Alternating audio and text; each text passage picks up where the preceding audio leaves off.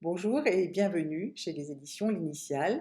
Je suis Juliette Grégoire, la fondatrice et l'éditrice des éditions L'Initiale. Désolée de ne pas pouvoir être avec vous en direct. Je suis actuellement à Antibes et j'anime aujourd'hui des ateliers philo avec des scolaires. Et c'est pourquoi j'ai dû enregistrer cette vidéo. Je ne vais donc pas pouvoir répondre en direct à vos questions sur le fil de discussion, mais j'espère que nous nous croiserons très bientôt.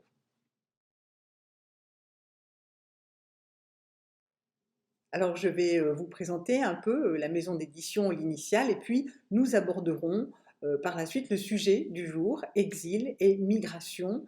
Comment aborder un sujet dit difficile avec les enfants? On s'appuiera sur les débats à visée philosophique pour répondre à cette question.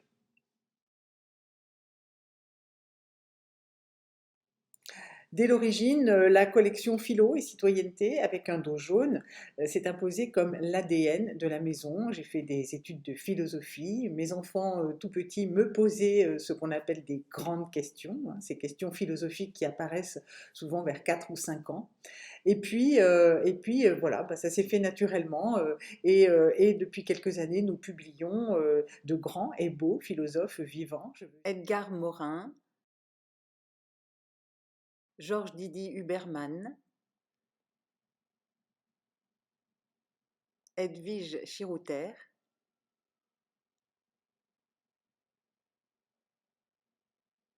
Chiara Pastorini, François Galichet, Sophie Geoffrion. Et l'année prochaine, ce sera Marc Goldschmidt que nous accueillerons dans notre collection.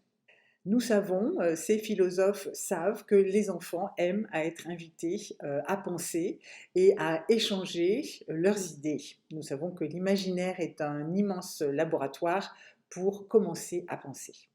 C'est dans cette perspective donc que j'anime aussi nombre d'ateliers philo à partir d'albums jeunesse. J'en ai animé jusqu'à aujourd'hui près de 300. J'interviens dans les écoles, les centres de loisirs, les bibliothèques, les cinémas, les musées et bien sûr les librairies. Je propose différents supports à la médiation du livre et à la discussion à visée philosophique.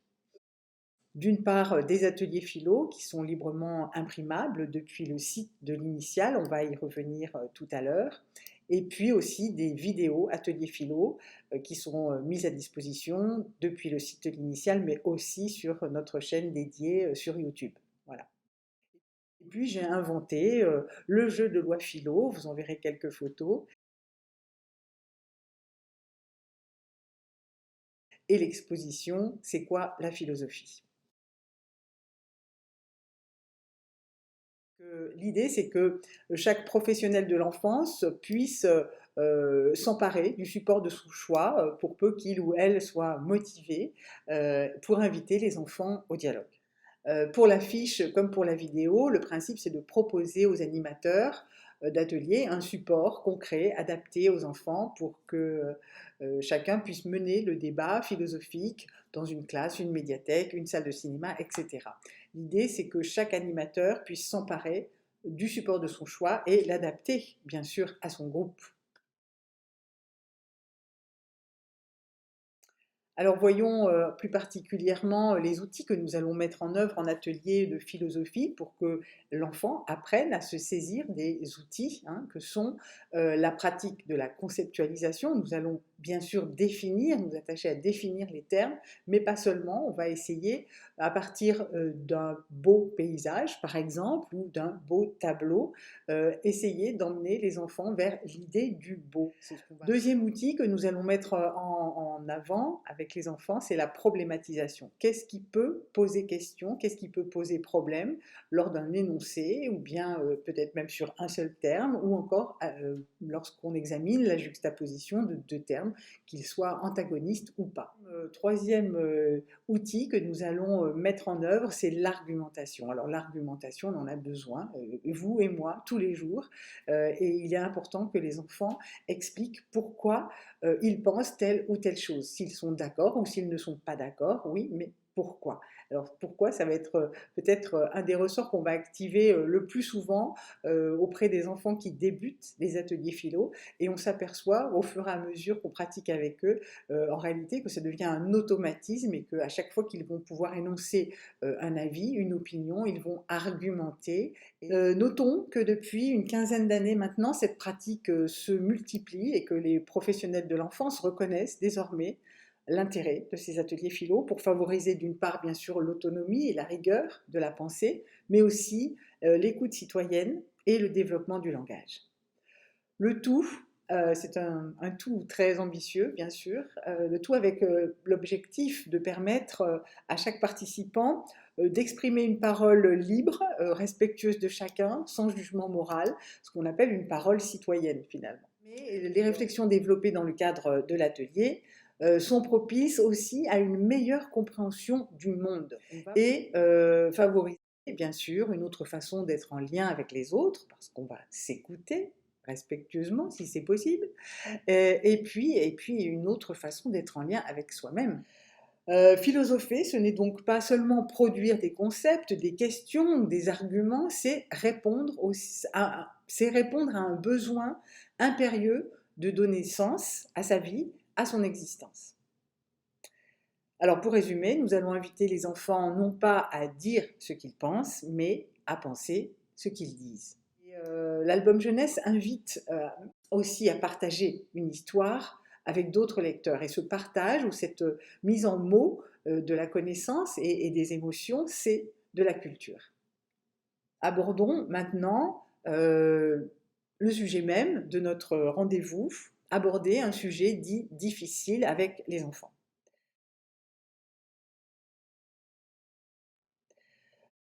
Reconnaissons d'abord, partons d'un constat, que diverses raisons peuvent amener un adulte à rechigner, voire à renoncer à ce que l'enfant participe à un débat sur un sujet dit difficile. Parmi les thèmes qui sont susceptibles d'être censurés, la violence physique, bien sûr, ou morale, qu'elle soit réelle d'ailleurs, ou qu'elle soit jugée telle, mais aussi les idées religieuses, les idées politiques, les idées culturelles, qui sont véhiculées par le support, et là encore, que ces idées soient réelles ou jugées telles. Alors en introduction, je voudrais ici citer Suzanne Lebeau. Suzanne Lebeau, c'est l'une des chefs de file de la dramaturgie pour jeunes publics, elle est québécoise, et voici ce qu'elle dit. La compréhension des enfants est subtile, globale, profonde. Elle va plus loin que ce que l'on peut imaginer, prévoir, définir. Ce ne sont pas les enfants qui imposent des limites à ce qu'on peut leur présenter, ils sont disponibles et sans préjugés. Les adultes, par contre, ont des idées précises sur ce qui peut être ou ne pas être dit aux enfants. Des idées subjectives, généralement basées sur la nostalgie de l'enfance qu'ils ont eue ou qu'ils n'ont pas eue, et surtout teintées de la traditionnelle relation enfant-adulte de subordination didactique, où l'adulte est celui qui sait et l'enfant celui qui apprend. On peut donc parler de tout avec les enfants, même et surtout des sujets qui ne font pas consensus. La seule limite que Suzanne Lebeau s'interdit de franchir, la seule censure qu'elle assume, c'est l'absence d'espoir, le nihilisme, un univers borné. Cela, pour elle, ce sont des territoires qui ne doivent pas être proposés aux enfants.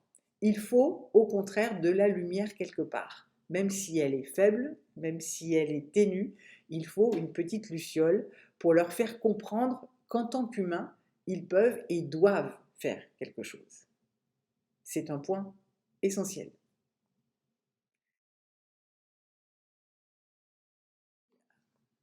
Aujourd'hui, je vais vous parler d'un sujet dit difficile, exil et migration, à travers un album qui est paru cette année, Les petits pas perdus, de Gérald Dumont, illustré par Xavier Broncard. Nous allons voir comment aborder ce sujet avec les enfants en atelier philo, mais peut-être que d'abord je peux vous présenter rapidement l'auteur. Gérald Dumont est comédien, metteur en scène, auteur, mais aussi musicien.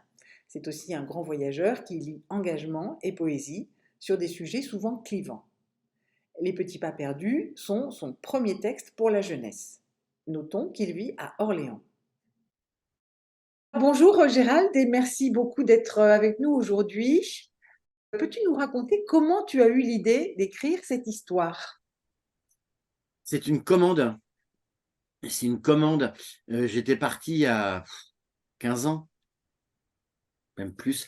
J'étais parti au Sahel pour écrire un autre spectacle, pour concevoir un autre spectacle. Et puis, il se trouve que sur place, j'ai changé d'avis. Je voulais plus faire le même spectacle.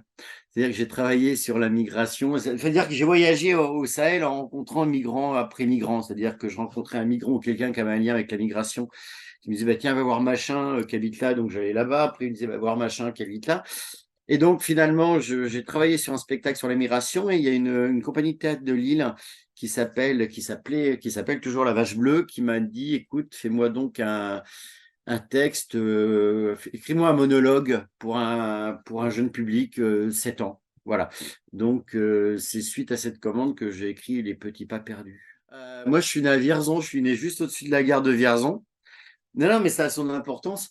Et quand j'étais petit, ben, j'entendais, parce que les trains à l'époque, ils avaient des noms. Il y avait le Capital, il y avait le Mistral. Et moi, j'entendais, tiens, le Capital, la Capitole va partir, tout ça. Mais j'ai jamais pris ces trains. Et un jour, j'ai appris que le Capitole a été vendu à Dakar pour faire la ligne Dakar-Bamako. Et c'est là où je me dis, bah, tiens, je vais aller en Afrique prendre ce train que j'ai jamais pu prendre. Sauf que quand je suis arrivé, c'était la saison des pluies. Et donc, j'ai jamais pris ce train. Et c'est là que d'un seul coup, au lieu d'écrire un spectacle sur cette fameuse ligne de train, sur ce Capitole, bah, j'ai écrit un spectacle sur la migration. En fait, ce spectacle sur la migration, c'est quelque chose que je devais en plus jouer en brousse. Je l'avais conçu je l'avais écrit pour être joué en brousse. Et il se trouve que j'y suis allé plusieurs fois. Et la dernière fois où j'y allais, c'était vraiment pour commencer vraiment les répétitions et mettre en place la tournée. Et c'était l'année du printemps arabe. Mais c'était aussi surtout l'année où il y a deux jeunes Français qui ont été enlevés au Niger et qui ont été tués suite à un enlèvement. Et donc, la zone est devenue zone rouge. Donc, le spectacle que je devais créer là-bas ne s'est jamais fait. Mais cela dit, j'avais tellement rencontré de gens, j'avais tellement d'infos que l'écriture des Petits Pas Perdus, ça s'est fait assez vite parce que j'avais plein de témoignages, plein d'histoires à raconter. Alors, des tristes, souvent des pas rigolotes, souvent des histoires assez glauques et assez pathétiques. Donc, forcément, pour un jeune public, j'ai dû édulcorer. Et puis aussi, quand je l'ai écrit, ce texte, quand j'avais pris le train entre je sais plus où et je sais plus où pour aller à Tombouctou, c'était sur le fleuve Niger, j'étais parti 2 jours sur ce bateau. Et j'avais rencontré une famille, euh, le papa, la maman, les 2 enfants, notamment une petite fille qui avait 6 7 ans à l'époque, l'âge de mon héroïne. Euh, et, euh, Et je m'entendais très bien avec cette petite, elle me lâchait pas. Je me rappelle, j'ai encore une photo où elle me tenait la main comme ça, elle me lâchait pas. Et je m'étais très bien entendu avec cette famille, si ce n'est que, bon, alors voilà, on s'est quitté un peu avant Tombouctou.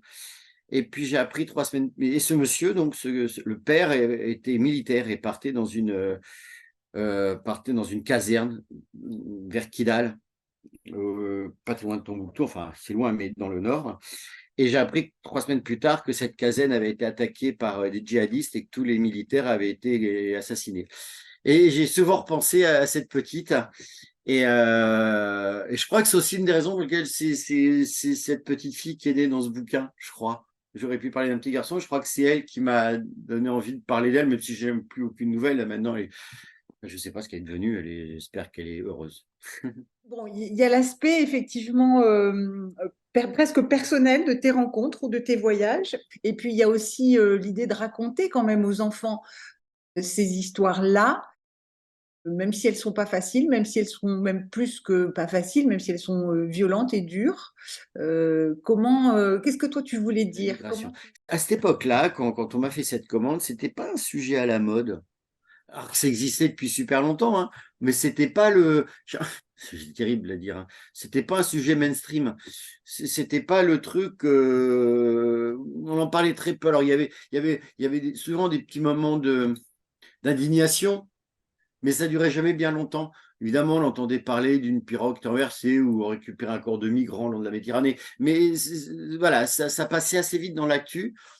Euh, et donc, moi, je voulais raconter assez simplement qu'est-ce que c'est que ces histoires de famille. Moi l'idée que j'avais, même quand je suis parti la première fois, moi, ça va, je les connais à peu près, les migrants en France, mais je les connais pas, ceux qui partent. Je sais pas pourquoi ils partent. Je sais pas quelles sont les motivations. C'est ça qui m'intéressait. Donc, je voulais parler de ça, mais aussi, je voulais raconter une histoire. Et puis, je voulais quelque chose, alors je dirais pas que je voulais faire un roman d'aventure, mais ouais, bah, c'est quand même une aventure quand même, pour des familles, de faire ça, avec tout ce que ça comporte de risques, et puis aussi, il y avait quelque chose que ouais, je vais dire, je suis pas dans la leçon de morale, j'aime pas ça, ça m'énerve, mais seulement de faire entendre aux gamins c'est un spectacle qui a été créé dans le Nord. C'est pas un hasard. Enfin, et je trouve que souvent, on n'aide pas les gamins à leur dire qu'ils valent la peine. Je sais pas comment dire.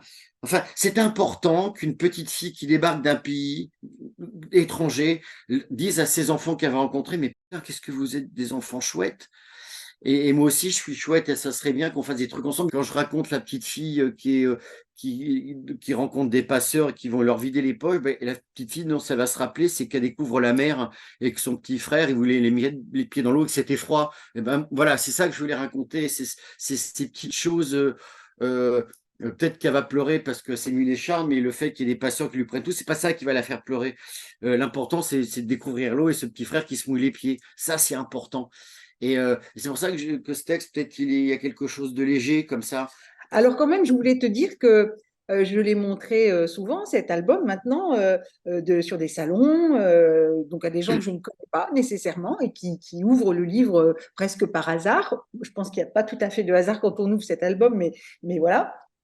Et qui, à chaque fois, en sortent complètement bouleversés. Mais bouleversés. Alors justement parce qu'il n'y a pas de pathos. Justement parce que ton écriture, elle n'est pas moralisante. Elle n'est pas, on va dire, gnangnan pour aller vite. Hein, Hum, on peut résumer grossièrement, mais voilà, tu vois. Et à chaque fois, les gens sont justement bouleversés de ce regard à hauteur d'enfant qui donne à partager des choses hyper essentielles. Et je pense à ces fameux qui sont mots en blanc, en majuscule, se reposer, regarder, écouter, entendre. Et là, tout à coup, nous, même si on n'est pas sur les chemins et sur les routes difficiles, on partage ça. On partage ça. Voilà. Simplement. bah, Donc, bon, ces c'est petits mots pas. là en blanc que tu as mis en blanc dans l'album, ouais, enfin j'ai envie de dire, j'ai pas beaucoup réfléchi pour les écrire, hein. C'est des choses, c'est la base, j'ai envie de dire, c'est la base. Surtout quand on voyage, en plus, on est obligé de s'écouter autrement. Et bah oui, on fait attention à soi, ce qui se passe autour, aux autres. Oui, voilà, il y a pas de morale, c'est juste des mots un peu essentiels, quoi. Je te remercie infiniment, infiniment, Gérald, d'abord d'avoir écrit ce texte, très très beau texte, et puis d'avoir partagé ces quelques instants avec nous. Euh, voilà, j'espère que ça aidera à donner envie à plein de gens d'aller mettre leur nez et leurs yeux et leurs mains dans cette histoire-là, qu'elle Alors, je soit rajoute un truc papier. aussi que c'était donc à l'origine une pièce de théâtre et que ça Oui, peut toujours être une pièce de théâtre aussi. C'est un monologue, hein. Voilà, donc c'est un monologue de théâtre a priori. Voilà, c'est tout. Qu'est-ce que je voulais tu as dire? bien raison de le repréciser. Bon, Non, mais dis donc. Je reparlais du théâtre il y a 2 minutes parce que quand on donne son texte à quelqu'un, on ne sait pas ce qu'il va en faire sur scène. Et ben là, j'ai donné le texte à une illustratrice et je savais pas comment elle allait le mettre en image. Et c'est super rigolo. Et puis c'est bien de se dire le moment, le texte, il m'appartient plus. Et puis bah allez-y, faites ce que vous voulez avec. Et moi, je trouve ça chouette. Voilà, c'est tout ce que je voulais dire. bon, j'espère que tu étais content quand même du résultat. Ben oui, oui, non, mais oui, oui, mais bien sûr, j'étais content.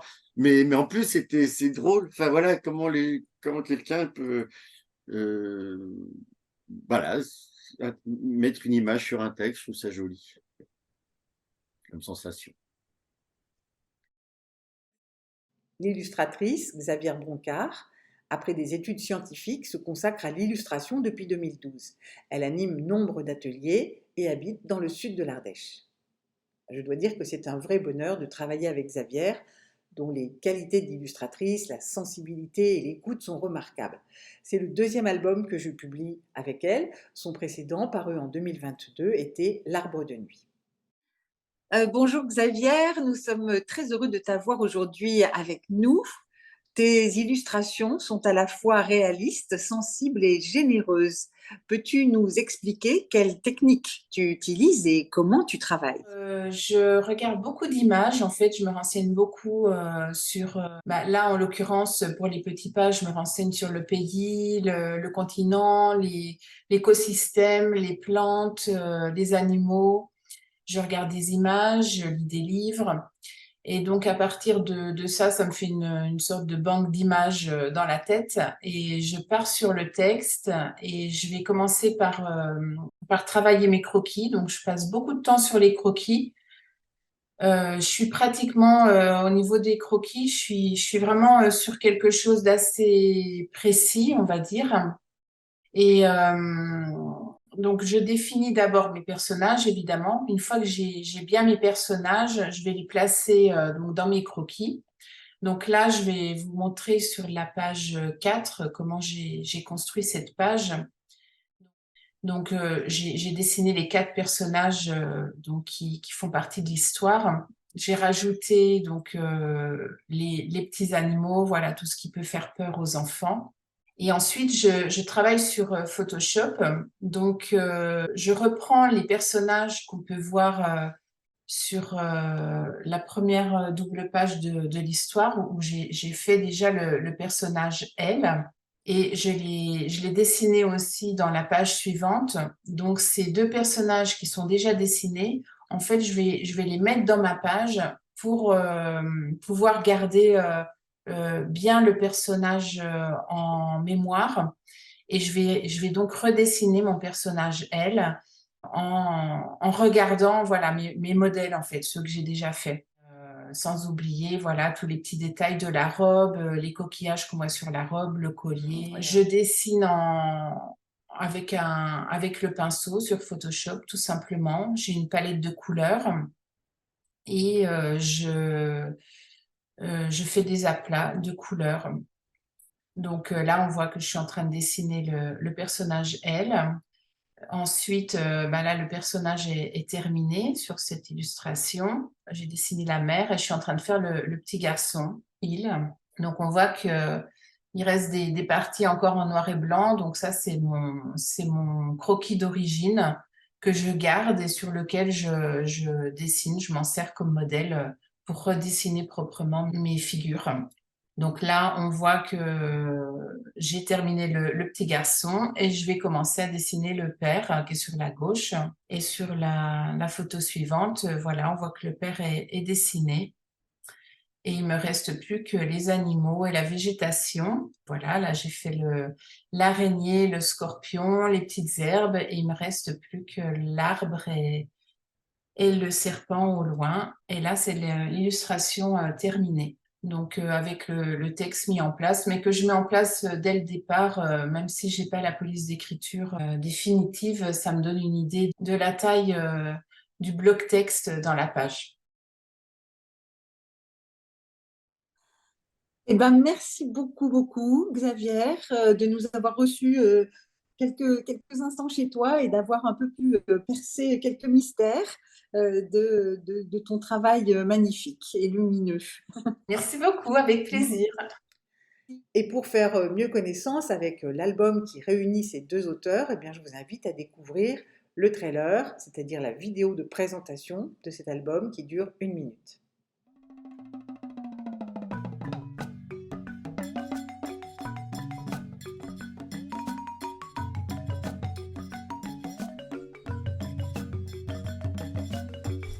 Dans ton sac, il n'y a pas que toi.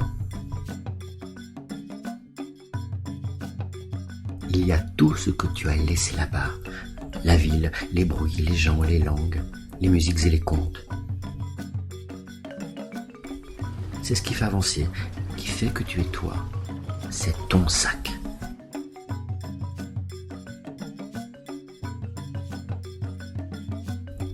Partout où tu vas, il te suit. Tu es formidable.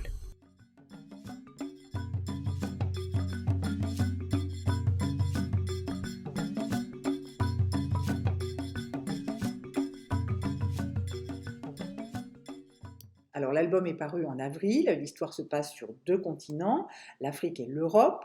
On ne sait pas le nom des pays traversés. L'histoire est racontée par une fillette qui est la narratrice. Le lecteur est invité à accompagner une famille, le papa, la maman, le petit frère qui s'appelle Il le Petit et donc la narratrice, dans un long voyage depuis leur village jusqu'au N de la boussole, ce N étant le nord évidemment. Alors de ce pays d'arrivée, on ne saura rien non plus, sinon que les blés y doivent être plus jaunes, les forêts plus vertes, les lions dans les cages, les crocodiles en sac et les bobos de rien du tout. Le regard du lecteur est d'emblée posé à hauteur d'enfant, avec ses questions, ses remarques, ses peurs, et les réponses des adultes sont adaptées à son âge. 1 an ailleurs, c'est mieux que 10 ans ici. C'est pour ça que l'on part, dit le père. Et on ne rigole pas avec ça. Au fur et à mesure du voyage, apparaissent aussi les questions existentielles, avec les mots importants. Alors ceux-ci sont signifiés en blanc et en majuscule dans le texte. Marcher, attendre, se reposer, regarder, écouter, entendre, sentir, se soigner, fermer les yeux, ouvrir les yeux, avancer, espérer. Et tout à coup, comme en creux, on mesure le dénuement de ces vies qui ont été réduites à l'essence même de l'humanité, au temps présent. Le voyage sera difficile, dangereux, épuisant, on ne le cache pas. Mais la famille trouve du réconfort les uns auprès des autres. Ils se tiennent littéralement par la main à la découverte de ce nouveau monde. Et je marche. J'aime le monde, et là où je m'arrête, il est à moi, dit la narratrice, invitant ainsi le lecteur à s'identifier et à ouvrir son regard. À la fin pourtant, la famille sera rattrapée par les lois et arrêtée par des policiers qui leur demandent leurs papiers. On les voit monter dans un fourgon et on comprend qu'ils vont devoir rentrer dans leur pays. Pas de colère ou de déception de la part de la narratrice. On se reverra, dit-elle, un jour, quand les temps seront meilleurs, j'espère. Et elle ne rigole pas avec ça. Alors on le voit, Gérald Dumont, l'auteur du texte, ne souligne pas les effets dramatiques, il ne dénonce rien frontalement, il ne s'agit pas ici d'un fait divers extraordinaire, mais d'une histoire vécue, banale, du quotidien. Et c'est justement dans ce décalage entre l'épopée vécue par cette famille et la simplicité des questions enfantines qu'apparaît pour le lecteur toute la tragédie. Face à ce texte fort, poétique, les illustrations de Xavier Broncard sont pleines de sensualité et de couleurs et participent à montrer aussi la vie à l'œuvre. Alors je crois que c'est un livre important, pas seulement parce qu'il alerte les petits lecteurs sur la situation des migrants, mais aussi parce qu'il replace l'humain à sa juste place, c'est-à-dire celle d'un être qui erre, littéralement, entre ses questions, ses émotions, et qui se heurte aux barrières des lois. Cette oscillation de l'âme n'est pas triste, elle participe à ce que nous sommes, elle nous fait grandir. Et elle nous invite avec dignité à penser et à choisir qu'est-ce que nous voulons pour notre futur. Notons que cet album a été sélectionné pour le prix Daniel Grondin et qu'il a eu le prix spécial du jury.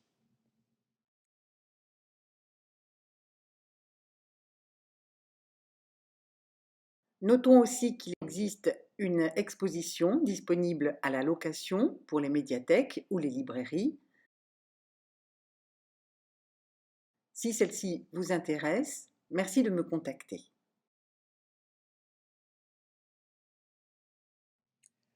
Pour cet album, donc, comme pour les plus récents, l'Initiale propose 2 supports de travail pour l'animateur d'atelier. L'affiche Atelier Philo, qui est imprimable gratuitement depuis notre site, je pense que vous l'avez compris,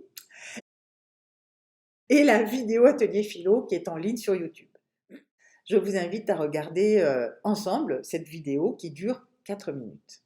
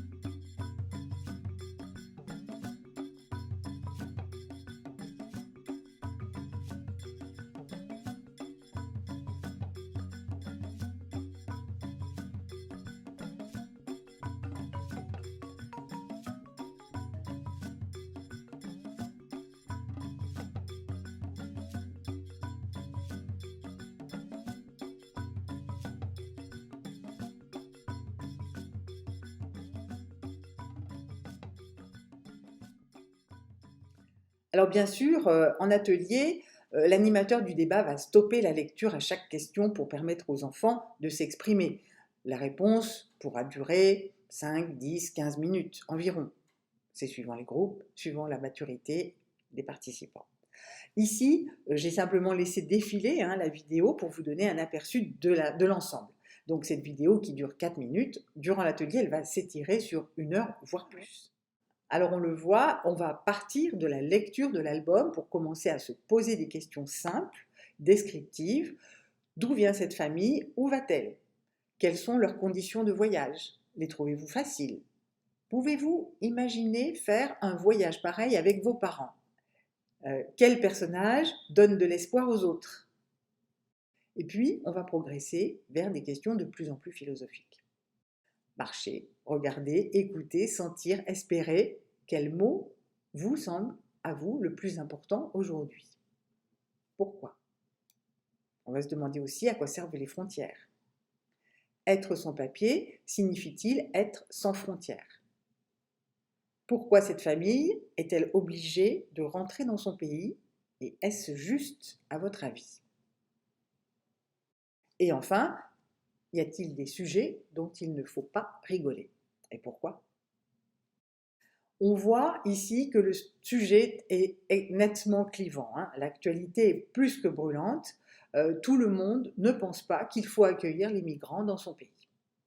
Alors, l'idée, c'est bien sûr de ne pas prendre position. L'animateur n'est pas là pour expliquer aux enfants ce qu'il faut penser ou ce qu'il pense lui-même, mais donner des outils de réflexion, apprendre à reconnaître les préjugés, et puis les inviter à penser par eux-mêmes en cheminant de l'exemple particulier jusqu'à l'universel.